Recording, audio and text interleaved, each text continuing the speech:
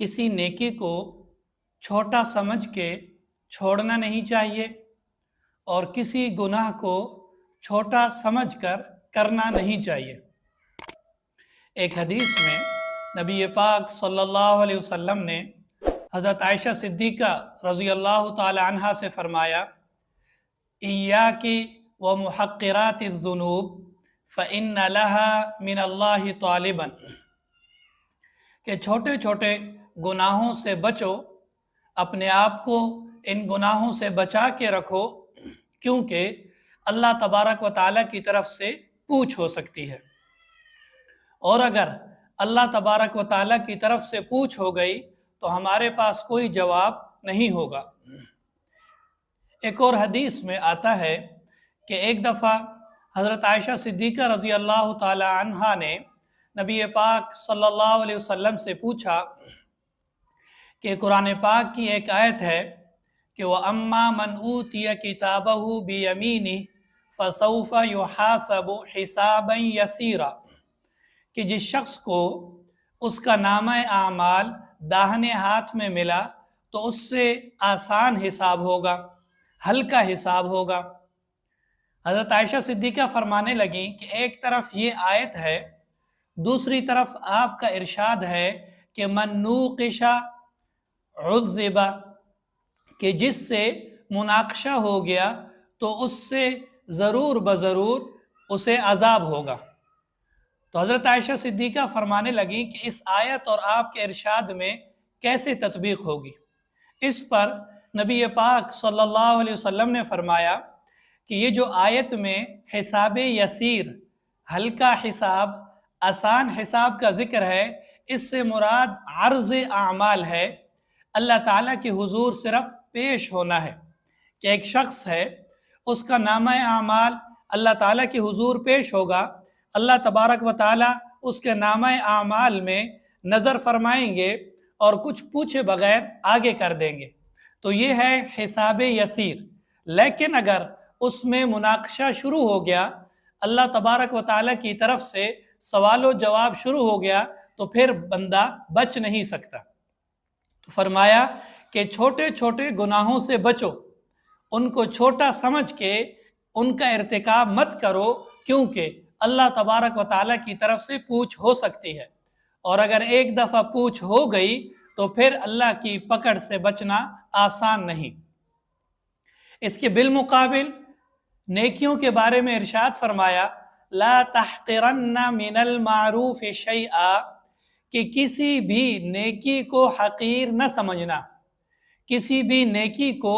छोटा समझ के, हल्का समझ के उसको तर्क मत करना, उसको मत छोड़ना। मालूम नहीं कि वो कौन सा नेक अमल है जो अल्लाह तबारक व ताला को पसंद आए, चाहे ज़ाहिरी तौर पर वो छोटा हो या मुख्तसर हो, लेकिन मुमकिन है कि वो छोटा अमल इतने इखलास के साथ किया हो कि वो अमल अल्लाह ताला के हुजूर कबूल हो जाए, और कोई बड़ा अमल जो देखने में बहुत बड़ा हो, जिसमें वक्त खर्च हुआ हो, जान खर्च हुई हो या माल खर्च हुआ हो, लेकिन अल्लाह के यहाँ उसकी कीमत न हो। चुनांचे नबी पाक सल्लल्लाहु अलैहि वसल्लम ने बनी इसराइल की एक बदचलन औरत का जिक्र किया कि उसकी आदत और अखलाक अच्छे नहीं थे, मुआशरे में उसका किरदार दुरुस्त नहीं था। लेकिन एक दफ़ा वो किसी जंगल से गुज़र रही थी, वहाँ पर उसे एक प्यासा कुत्ता नज़र आया कि शिद्दत प्यास से उसकी ज़ुबान मुंह से बाहर निकल रही थी। इस औरत को अल्लाह ताला की उस मखलूक पर रहम आया, तो उसने चाहा कि मैं इसको पानी पिलाऊं। कोई बर्तन वगैरह तलाश किया, बर्तन नहीं मिला, तो अपने जूते को बर्तन बना लिया और अपने दुपट्टे को रस्सी। तो यूं उसने उस अल्लाह के मखलूक को, कुत्ते को पानी पिलाया। तो हदीस शरीफ में आता है, फ़शकर अल्लाहु लहा फ़ग़फ़र लहा, कि अल्लाह तबारक व ताला ने उसके इस अमल की कदर की और इस अमल की वजह से उसकी मग़फ़िरत फरमा दी। तो देखें, एक तरफ उस औरत की पूरी ज़िंदगी है जो बदकिरदारी से इबारत है, लेकिन اس کے بالمقابل ایک عمل تھا جو دیکھنے میں 5 سے 10 منٹ کا تھا لیکن بڑے اخلاص کے ساتھ تھا، صرف اللہ تعالیٰ کی رضا کے لیے تھا، اللہ تعالیٰ کی مخلوق پر ترس کھایا تھا، تو یہ عمل اللہ تعالیٰ کو اتنا قبول ہوا کہ پوری زندگی کے بد اعمالیاں ایک طرف اور یہ ایک نیک عمل ایک طرف، اور یہ ایک نیک عمل ان سب پر غالب آ گیا اور مغفرت ہو گئی۔ تو بظاہر دیکھنے میں اگر کوئی عمل چھوٹا ہو تو اس کو نیک عمل کو چھوٹا سمجھ کے چھوڑنا نہیں چاہیے، کیا پتہ کہ وہی ایک نیک عمل اللہ تبارک و تعالیٰ کے ہاں قبول ہو جائے۔ اور بعض اوقات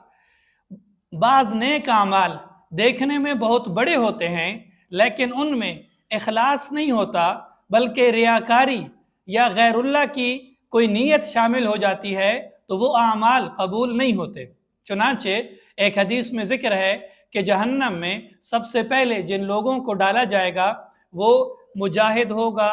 قرآن کا قاری ہوگا، عالم دین ہوگا۔ ان تینوں کو جہنم میں ڈالا جائے گا، اور وجہ یہ ہے کہ اللہ تبارک و تعالیٰ اس مجاہد سے پوچھیں گے کہ تم نے میرے لیے کیا عمل کیا؟ تو اللہ تعالیٰ تو یہ عرض کرے گا کہ اللہ تعالیٰ آپ کے راستے میں جہاد کیا، آپ کی دین کی بلندی کے لیے قربانیاں دی، یہاں تک کہ اپنی جان کا نذرانہ پیش کر دیا۔ تو اللہ تعالیٰ فرمائیں گے تم جھوٹ بولتے ہو، یہ تم نے صرف اس وجہ سے کہا تھا، اس وجہ سے یہ کام کیا تھا کہ تمہیں مجاہد کہا جائے، تمہیں بہادر کہا جائے، تو وہ تمہیں کہہ دیا گیا، لہٰذا فرشتوں کو حکم دیا جائے گا کہ اس کو جہنم میں لے جاؤ۔ یہی حال قاری قرآن اور عالم دین کے ساتھ ہوگا کہ انہوں نے اپنی پوری زندگی قرآن پاک کی تلاوت میں گزار دی یا دین کی اشاعت میں گزار دی، لیکن اخلاص نہیں تھا، کوئی اور نیت شامل ہو گئی تھی، تو بظاہر بہت بڑے اعمال تھے جو پوری زندگی پر حاوی تھے، پوری زندگی انہی اعمال میں گزری، لیکن اخلاص نہیں تھا تو اللہ تعالیٰ کے ہاں قبول نہیں ہوئے۔ تو لہٰذا اللہ تبارک و تعالیٰ کے حضور ہمیں معلوم نہیں کون سا عمل قبول ہو جائے، تو چھوٹا عمل ہو یا بڑا عمل ہو، اخلاص کے ساتھ اللہ تعالیٰ کے حضور پیش کیا جائے۔